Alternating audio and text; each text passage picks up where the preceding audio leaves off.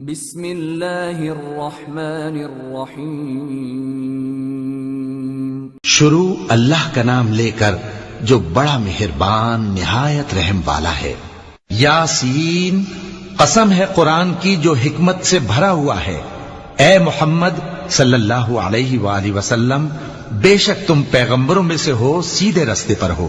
یہ قرآن غالب و مہربان کا نازل کیا ہوا ہے تاکہ تم ان لوگوں کو جن کے باپ دادا کو خبردار نہیں کیا گیا تھا خبردار کر دو کہ وہ غفلت میں پڑے ہوئے ہیں۔ ان میں سے اکثر پر اللہ کی بات پوری ہو چکی ہے، سو وہ ایمان نہیں لائیں گے۔ ہم نے ان کی گردنوں میں طوق ڈال رکھے ہیں اور وہ ٹھوڑیوں تک پھنسے ہوئے ہیں، تو ان کی گردنیں اکڑی ہوئی ہیں، اور ہم نے ان کے آگے بھی دیوار بنا دی اور ان کے پیچھے بھی، پھر ان پر پردہ ڈال دیا تو یہ دیکھ نہیں سکتے۔ اور تم ان کو خبردار کرو یا نہ کرو، ان کے لیے برابر ہے، یہ ایمان نہیں لائیں گے۔ تم تو صرف اس شخص کو خبردار کر سکتے ہو جو اس نصیحت یعنی قرآن کی پیروی کرے اور رحمان سے غائبانہ ڈرے، سو اس کو مغفرت اور بڑے ثواب کی بشارت سنا دو۔ بے شک ہم مردوں کو زندہ کریں گے، اور جو کچھ وہ آگے بھیج چکے اور جو ان کے نشان پیچھے رہ گئے ہم ان کو قلم بند کر لیتے ہیں، اور ہر چیز کو ہم نے کتاب روشن یعنی لوح محفوظ میں لکھ رکھا ہے۔ اور ان سے گاؤں والوں کا قصہ بیان کرو جب ان کے پاس پیغمبر آئے، یعنی جب ہم نے ان کی طرف 2 پیغمبر بھیجے تو انہوں نے ان کو جھٹلایا، پھر ہم نے تیسرے سے تقویت دی تو انہوں نے کہا کہ ہم تمہاری طرف پیغمبر ہو کر آئے ہیں۔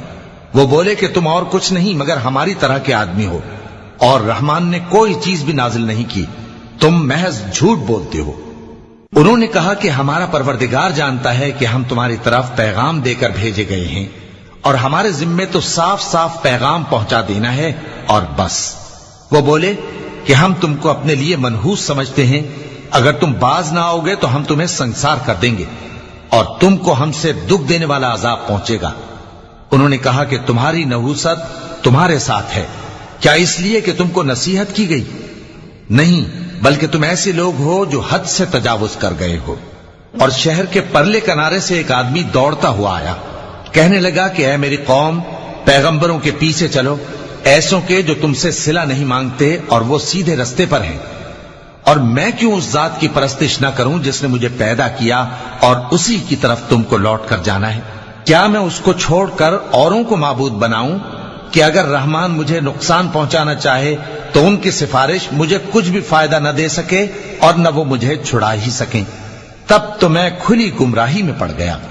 میں تو تمہارے پروردگار پر ایمان لایا ہوں، سو میری بات سن رکھو۔ حکم ہوا کہ بہشت میں داخل ہو جا۔ بولا کاش میری قوم کو پتا چل جائے کہ میرے رب نے مجھے بخش دیا اور مجھے عزت والوں میں شامل کیا، اور ہم نے اس کے بعد اس کی قوم پر کوئی لشکر نہیں اتارا اور نہ ہم اتارنے والے تھے۔ وہ تو صرف ایک چنگھاڑ تھی، سو وہ اس سے ناگہاں بجھ کر رہ گئے۔ بندوں پر افسوس کہ ان کے پاس جب کوئی پیغمبر آتا تو وہ اس سے تمسخر ضرور کرتے۔ کیا انہوں نے نہیں دیکھا کہ ہم نے ان سے پہلے بہت سے لوگوں کو ہلاک کر دیا تھا؟ اب وہ ان کی طرف لوٹ کر نہیں آئیں گے، اور سب کے سب ہمارے روبرو حاضر کیے جائیں گے۔ اور ایک نشانی ان کے لیے زمین مردہ ہے کہ ہم نے اس کو زندہ کیا اور اس میں سے اناج اگایا، پھر یہ اس میں سے کھاتے ہیں، اور اس میں کھجوروں اور انگوروں کے باغ پیدا کیے اور اس میں چشمے جاری کر دیے تاکہ یہ ان باغوں کے پھل کھائیں، اور ان کے ہاتھوں نے تو ان کو نہیں بنایا، تو پھر کیا یہ شکر نہیں کرتے؟ وہ ذات پاک ہے جس نے زمین کی نباتات کے اور خود ان کے اور جن چیزوں کی ان کو خبر نہیں سب کے جوڑے بنائے۔ اور ایک نشانی ان کے لیے رات ہے کہ اس پر سے ہم دن کو کھینچ لیتے ہیں تو اسی وقت ان پر اندھیرا چھا جاتا ہے، اور سورج اپنے مقرر رستے پر چلتا رہتا ہے۔ یہ اس غالب و دانا کا مقرر کیا ہوا اندازہ ہے۔ اور چاند کی بھی ہم نے منزلیں مقرر کر دی، یہاں تک کہ گھٹتے گھٹتے کھجور کی پرانی شاخ کی طرح ہو جاتا ہے۔ نہ تو سورج ہی سے یہ ہو سکتا ہے کہ چاند کو جا پکڑے، اور نہ رات ہی دن سے پہلے آ سکتی ہے، اور سب اپنے اپنے مدار میں تیر رہے ہیں۔ اور ایک نشانی ان کے لیے یہ ہے کہ ہم نے ان کی اولاد کو بھری ہوئی کشتی میں سوار کیا، اور ان کے لیے ویسی ہی اور چیزیں پیدا کی جن پر یہ سوار ہوتے ہیں، اور اگر ہم چاہیں تو ان کو غرق کر دیں، پھر نہ تو ان کا کوئی فریاد رس ہو اور نہ ان کو رہائی ملے۔ مگر یہ ہماری رحمت اور ایک مدت تک کے فائدے ہیں۔ اور جب ان سے کہا جاتا ہے کہ جو تمہارے آگے اور جو تمہارے پیچھے ہے اس سے ڈرو تاکہ تم پر رحم کیا جائے، اور ان کے پاس ان کے پروردگار کی طرف سے کوئی نشانی نہیں آتی مگر اس سے منہ پھیر لیتے ہیں۔ اور جب ان سے کہا جاتا ہے کہ جو رزق اللہ نے تم کو دیا ہے اس میں سے خرچ کرو، تو کافر مومنوں کے متعلق کہتے ہیں کہ بھلا ہم ان لوگوں کو کھانا کھلائیں جن کو اگر اللہ چاہتا تو خود کھلا دیتا، تم تو کھلی گمراہی میں ہو۔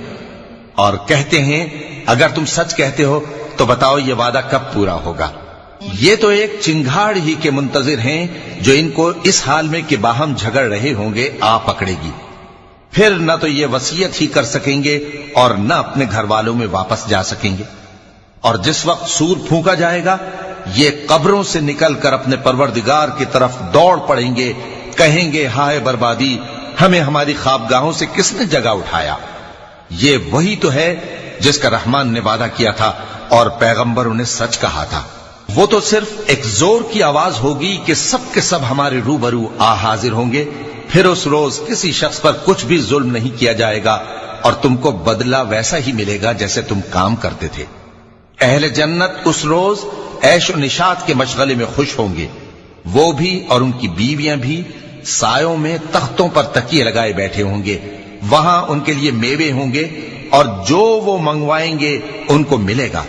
ان کو پروردگار مہربان کی طرف سے سلام کہا جائے گا، اور وہ فرمائے گا کہ گناہگارو تم آج الگ ہو جاؤ۔ اے آدم کی اولاد، کیا میں نے تم سے کہہ نہیں دیا تھا کہ شیطان کو نہ پوجنا، وہ تمہارا کھلا دشمن ہے، اور یہ کہ میری ہی عبادت کرنا یہی سیدھا رستہ ہے؟ اور اس نے تم میں سے بہت سی خلقت کو گمراہ کر دیا تھا، تو کیا تم سمجھتے نہیں تھے؟ یہی وہ جہنم ہے جس کے تمہیں دھمکی دی جاتی تھی، جو تم کفر کرتے رہے ہو اس کے بدلے آج اس میں داخل ہو جاؤ۔ آج ہم ان کے منہوں پر مہر لگا دیں گے اور جو کچھ یہ کرتے رہے تھے ان کے ہاتھ ہم سے بیان کر دیں گے اور ان کے پاؤں اس کی گواہی دیں گے، اور اگر ہم چاہیں تو ان کی آنکھوں کو مٹا کر اندھا کر دیں، پھر یہ رستے کو دوڑیں تو کہاں سے دیکھ سکیں گے؟ اور اگر ہم چاہیں تو ان کی جگہ پر ان کی صورتیں بدل دیں، پھر وہاں سے وہ نہ آگے جا سکیں اور نہ پیچھے لوٹ سکیں۔ اور جس کو ہم بڑی عمر دیتے ہیں تو اسے تخلیق میں اوندھا دیتے ہیں، یعنی اسے بچپن کی کمزوری والی حالت کی طرف لوٹا دیتے ہیں۔ تو کیا یہ سمجھتے نہیں؟ اور ہم نے ان کو یعنی اپنے پیغمبر صلی اللہ علیہ وآلہ وسلم کو شعر گوئی نہیں سکھائی، اور نہ وہ ان کو شایع ہی ہے، یہ تو محض نصیحت ہے اور صاف صاف قرآن ہے، تاکہ اس شخص کو جو زندہ ہو خبردار کرے اور کافروں پر بات پوری ہو جائے۔ کیا انہوں نے نہیں دیکھا کہ جو چیزیں ہم نے اپنے ہاتھوں سے بنائیں ان میں سے ہم نے ان کے لیے مویشی پیدا کر دیے اور یہ ان کے مالک ہیں، اور ان کو ان کے قابو میں کر دیا تو کوئی تو ان میں سے ان کی سواری ہے اور کسی کو یہ کھاتے ہیں، اور ان میں ان کے لیے اور فائدے اور پینے کی چیزیں ہیں، تو کیا یہ شکر نہیں کرتے؟ اور انہوں نے اللہ کے سوا اور معبود بنا لیے ہیں کہ شاید ان سے ان کو مدد پہنچے، مگر وہ ان کی مدد کی ہرگز طاقت نہیں رکھتے، اور وہ ان کی فوج بنا کر حاضر کیے جائیں گے تو ان کی باتیں تمہیں غمناک نہ کر دیں۔ یہ جو کچھ چھپاتے اور جو کچھ ظاہر کرتے ہیں ہمیں سب معلوم ہے۔ کیا انسان نے نہیں دیکھا کہ ہم نے اس کو نطفے سے پیدا کیا، پھر وہ تڑاک پڑاک جھگڑنے لگا اور ہمارے بارے میں مثالیں بیان کرنے لگا اور اپنی پیدائش کو بھول گیا، کہنے لگا کہ جب ہڈیاں بوسیدہ ہو جائیں گی تو ان کو کون زندہ کرے گا؟ کہہ دو کہ ان کو وہ زندہ کرے گا جس نے ان کو پہلی بار پیدا کیا تھا، اور وہ ہر طرح کی تخلیق کو جانتا ہے، وہی جس نے تمہارے لیے سبز درخت سے آگ پیدا کی، پھر تم اس کی ٹہنیوں کو رگڑ کر ان سے آگ نکالتے ہو۔ بھلا جس نے آسمانوں اور زمین کو پیدا کیا، کیا وہ اس بات پر قادر نہیں کہ ان کو پھر ویسے ہی پیدا کر دے؟ کیوں نہیں؟ اور وہ تو سب کچھ پیدا کرنے والا کامل علم والا ہے۔ اس کی شان یہ ہے کہ جب وہ کسی چیز کا ارادہ کرتا ہے تو اس سے فرما دیتا ہے کہ ہو جا، تو وہ ہو جاتی ہے۔ وہ ذات پاک ہے جس کے ہاتھ میں ہر چیز کی حکومت ہے، اور اسی کی طرف تم کو لوٹ کر جانا ہے۔ صدق اللہ العظیم۔